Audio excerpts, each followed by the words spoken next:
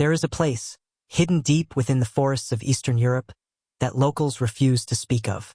Maps once showed a small village there, named Drovnik, but today no satellite image, no modern record, no official document can prove it ever existed. And yet, whispers remain. Travelers tell stories, and those who dared to venture too close often returned broken, or not at all. According to legend, Drovnik was a thriving village centuries ago. A place of farmers, children's laughter, and quiet lives. But something changed. One winter, snow fell earlier than ever before. A cold so unnatural swept through the land that crops died instantly, rivers froze solid overnight, and animals fled the forest, never to return. At first, villagers thought it was just a harsh season. But then came the voices. People reported hearing strange chants echoing through the woods at midnight, even though no one dared leave their homes after dark.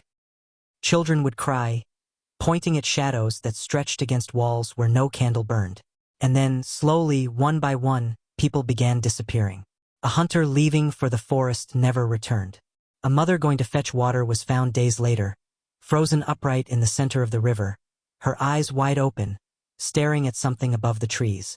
The priest of the village tried to protect his people. He rang the church bell every night at sundown, warning families to lock their doors. But even inside their homes, they weren't safe. Knocks came at midnight, first gentle, then violent. If anyone answered, they were gone by morning. Their doors left swinging open, snow drifting across the threshold. It said that, on the last night, the priest gathered everyone in the church. He prayed louder than the storm outside, his voice cracking as screams rose from the forest. One by one, candles blew out, until the church was left in complete darkness. What happened after, no one truly knows. When traders arrived weeks later, they found the village abandoned.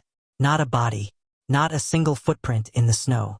Houses still had food on the tables. Beds were still warm, as if people had vanished in the middle of living. The only sign was the church bell, lying shattered in the snow, though no marks of force were ever found on it. Generations passed. The name Drovnik was erased from records, but hunters and travelers whispered of it. Some said because those who have entered say the village is alive. Not alive in the way of people, but alive like a mouth, waiting to swallow.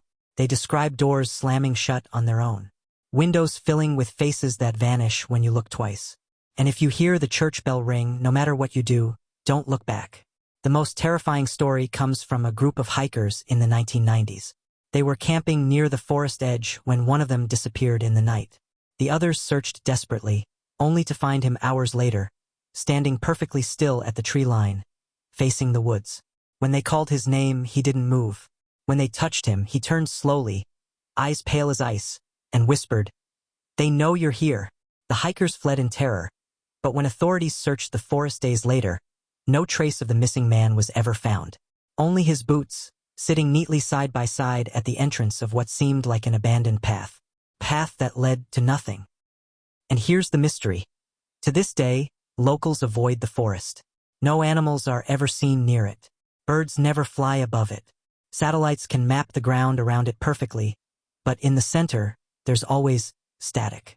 A blur, as if something refuses to be seen. Some believe the village made a pact long ago, with something ancient, something that lives beneath the soil. Maybe the villagers vanished because they were taken. Maybe they became something else.